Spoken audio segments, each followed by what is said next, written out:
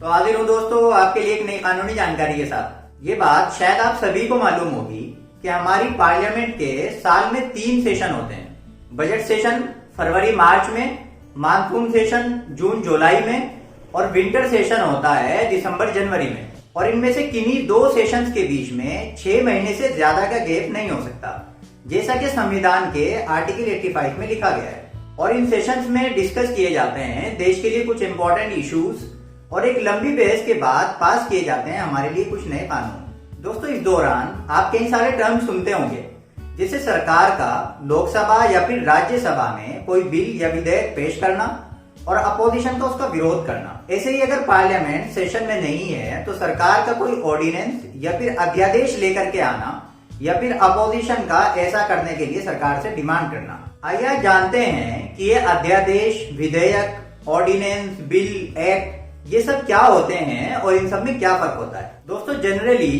कानून बनाने की पावर होती है पार्लियामेंट की या फिर स्टेट में स्टेट लेजिस्लेचर की, और गवर्नमेंट का काम होता है इस बने हुए कानून को लागू कराना। प्रोसेस कुछ ऐसे होता है कि गवर्नमेंट एक प्रपोजल लेकर के आती है जिसको हम बिल या फिर विधेयक कहते हैं।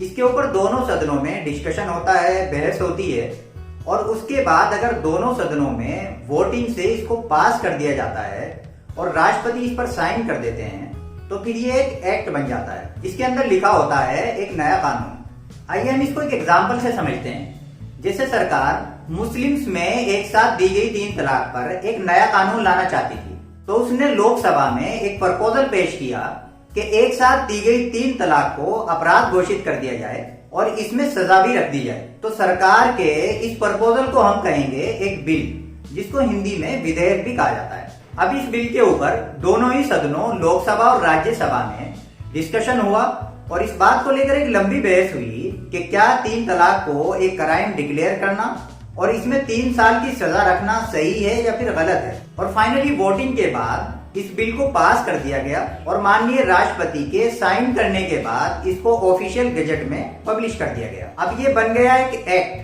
जिसको हम हिंदी में अधिनियम कहते हैं, और इसमें लिखा होता है एक नया कानून या फिर लॉ। तो दोस्तों, हमने देखा कि जनरली लॉ बनाने की पावर होती है पार्लियामेंट की या फिर स्टेट लेजिस्लेचर की। लेकिन अगर पार्लियामेंट सेशन में नहीं है और माननीय राष्ट्रपति या फिर गवर्नर को लगता है कि किसी नए कानून का लाया जाना अभी जरूरी है, तो फिर संविधान के आर्टिकल 123 में सेंट्रल गवर्नमेंट को और आर्टिकल 213 में स्टेट गवर्नमेंट को यह पावर दी गई है कि वो ऐसा कोई नया कानून लेकर के आए जिसको हम ऑर्डिनेंस या फिर अध्यादेश कहते हैं।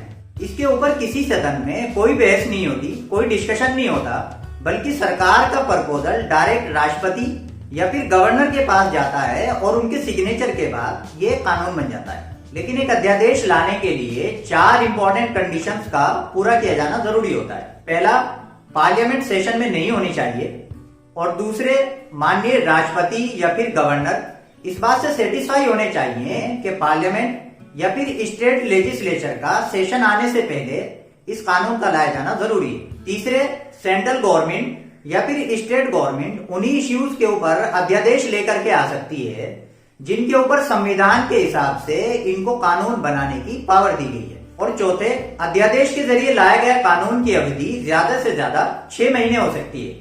ऐसा इसलिए क्योंकि संविधान के आर्टिकल 85 के हिसाब से पार्लियामेंट के 2 सेशंस के बीच में ज्यादा से ज्यादा 6 महीने का गैप हो सकता है, और पार्लियामेंट के सेशन में आने के बाद इस कानून को 6 हफ्ते के अंदर अंदर पार्लियामेंट के सामने पेश करना होता है। तो इस तरीके से ये कानून ज्यादा से ज्यादा 7.5 महीने के लिए वैलिड हो सकता है।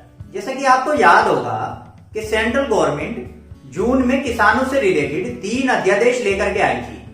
तो अब 3 महीने के बाद जब पार्लियामेंट का सेशन स्टार्ट हुआ तो इनको पार्लियामेंट के सामने रखा गया, और अब दोनों ही सदनों से पास होने के बाद अब ये 3 नए कानून बन गए। अगर इनको पार्लियामेंट में न रखा गया होता तो ये अध्यादेश ज्यादा से ज्यादा 7.5 महीने तक वैलिड हो सकते थे। कानून बनाने की इस स्पेशल पावर को सरकारें 2 तरीके से मिसयूज करती हैं।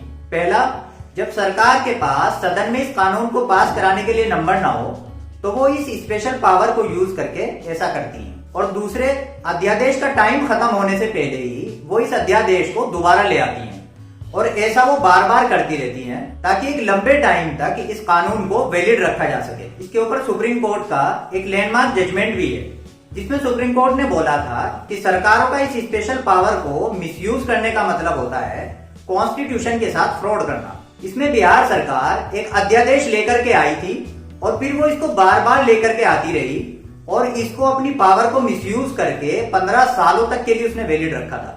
दोस्तों, उम्मीद करता हूं कि आज के डिस्कशन से आपके कई सारे डाउट क्लियर हुए होंगे। वीडियो पसंद आया तो लाइक करिए, शेयर करिए और फ्यूचर में ऐसी ही कानूनी जानकारियों के लिए लीगल उस्ताद चैनल को सब्सक्राइब करिए।